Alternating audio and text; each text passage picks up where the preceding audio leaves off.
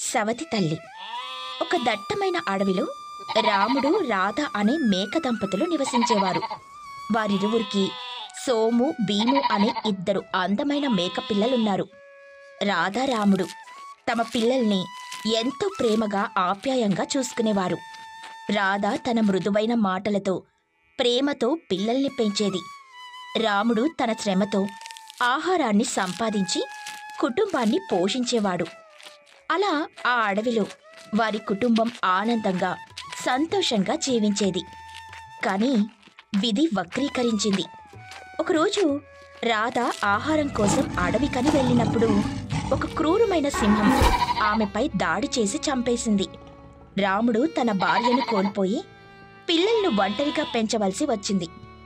పిల్లలకు తల్లి లేని లోటు తెలియకుండా అతను వారిని ఎంతో ప్రేమగా చూసుకునేవాడు. కాని పిల్లల్ని పెంచడం అతనికి చాలా కష్టంగా మారింది. రాధ లేని లోటు ప్రతిక్షణం అతన్ని బాధించేది. అలాగే పిల్లలకు కూడా తల్లి గుర్తొచ్చినప్పుడల్లా అవి బాధపడుతూ ఉండేవి. అదే అడవిలో మల్లిక అనే ఒంటరి మేక కూడా ఉండేది. ఆమె భర్త చనిపోవడంతో ఆమె ఒంటరిగా జీవిస్తోంది. ఆమెలో ఒంటరితనం, దుఃఖం నిండిపోయాయి. రాముడు మల్లిక ఒకరోజు కలుసుకున్నారు. ఇద్దరూ తమ బాధలను పంచుకున్నారు. పిల్లల భవిష్యత్తును దృష్టిలో ఉంచుకొని వారు వివాహం చేసుకోవాలని నిర్ణయించుకున్నారు. ఇక వివాహం తర్వాత మల్లిక సోము భీములను తన సొంత పిల్లల్లాగే ప్రేమగా చూసుకుంటూ ఉంటుంది.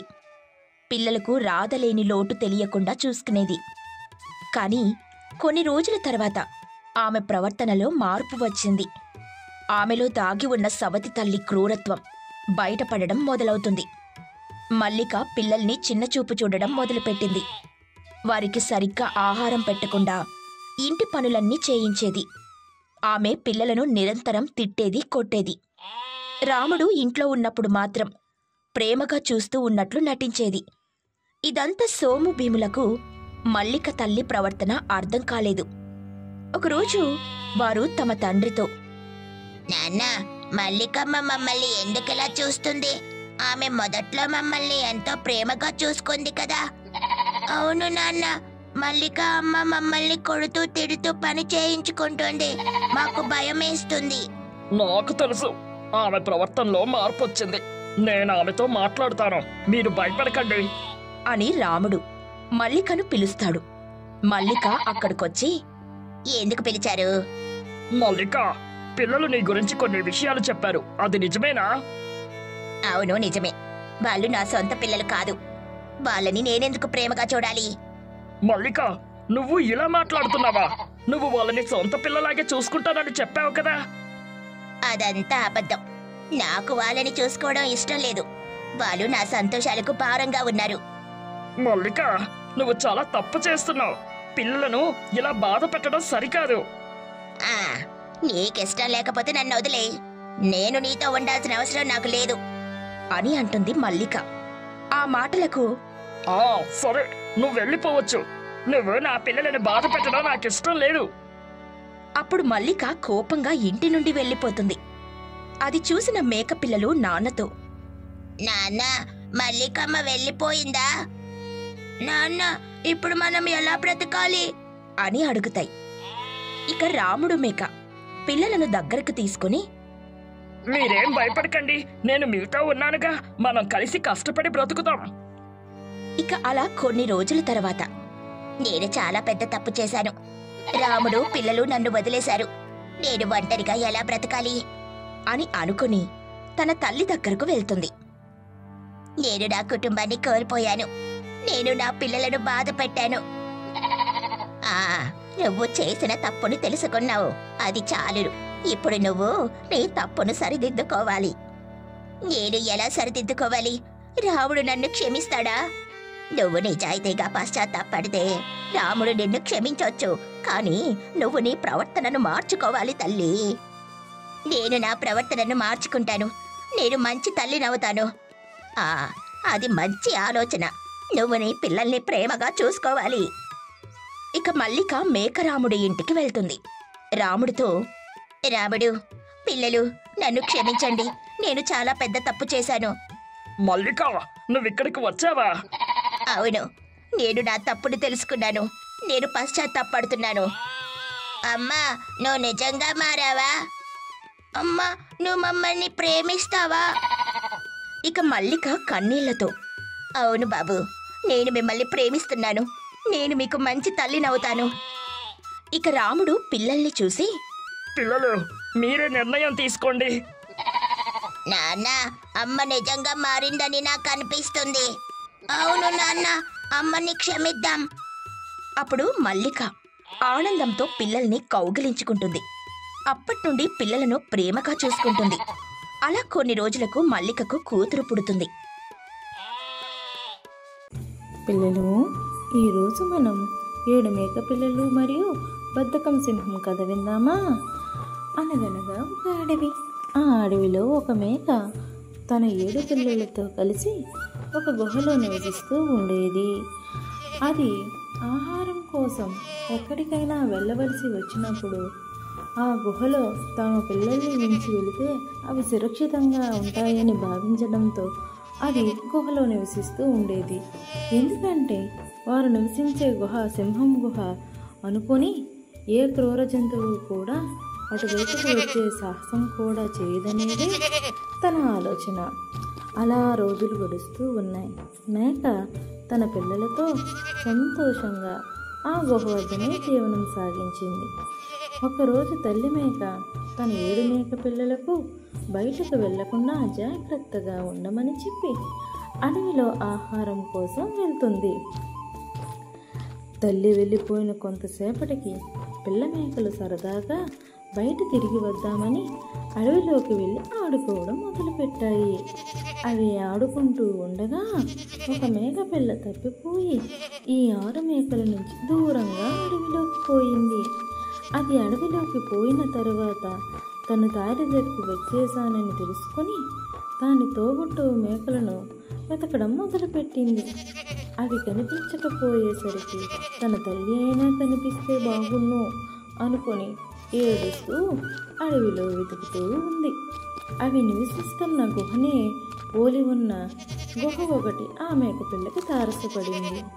ఆ గుహ మన బద్ధకపు సింహానిది.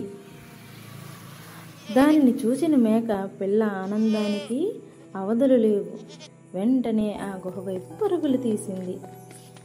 ఆ గుహలోకి వెళ్ళి చూసేసరికి ఎదురుగా బద్ధకంగా ఒళ్ళు విరుస్తూ నిద్రలేస్తున్న సింహం మేకపిల్లకు కనిపించింది. మేకపిల్ల భయంతో వెనుదిరుగుతూ ఉండగా ఎదురుగా వచ్చి తనను అడ్డుకొని, ఎక్కడికి నువ్వు పారిపోయేది? రావడము నీ ఇష్టమే, పోవడము నీ ఇష్టమేనా? ఇది నీ గుహ అనుకుంటున్నావా అని సింహం గట్టిగా అరుస్తూ గద్దించింది. మేకపిల్ల ఆ అరుపులకు ఏడుస్తూ, నేను నా 6 అన్న మేకలతో కలిసి ఆడుకోవడానికి అడవికి వస్తే వాటి నుంచి తప్పిపోయి నీ వలలో చిక్కుకుపోయాను మహారాజా. నన్ను దయచేసి వదిలిపెట్టండి, నా అన్నల దగ్గరికి వెళ్ళిపోతాను అని బ్రతిమిలాడింది. నిన్ను చూస్తే చాలా జాలి వేస్తుంది మేకపిల్ల. సరే, నువ్వన్నట్టుగానే నిన్ను విడిచిపెట్టేస్తాను. కానీ నువ్వు ఇక్కడ నుంచి వెళ్ళి మళ్ళీ తప్పిపోయి ఎక్కడికో పోతావు కదా. ఇంకా మిగిలి ఉన్న మేకలకు కూడా ఇక్కడికి వచ్చిన తరువాత వాటితో పాటు నువ్వు వెళ్దువులే. అప్పటి వరకు నువ్వు ఇక్కడే ఉండు అని మేకతో చెప్పింది. ఎందుకంటే సింహం ఆ 7 మేక పిల్లల్ని కూడా తను బంధించి ఒక్కొక్కటిగా ఒక్కో రోజు తినాలని అనుకుంది. అందుకే మేకపిల్లతో అలా చెప్పింది.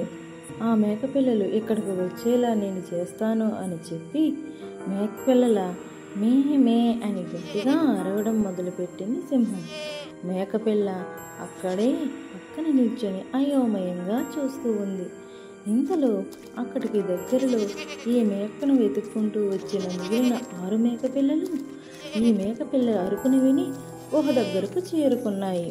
గుహలోకి వెళ్ళబోతూ ఉండగా అందులో తెలివిగల మేక వెనక్కి వెళ్ళి, ఇది సింహం గుహలా ఉందే, అని అనుమానం వ్యక్తం చేసింది. ఆ మాటకు మిగిలిన 5 మేకపిల్లలు, ఇప్పుడు మనకు ఆలోచించే సమయం లేదు, లోపల మన చిన్నోడు ఉన్నాడు, వాడు ఏడుస్తూ సహాయం కోసం అరుస్తున్నాడు.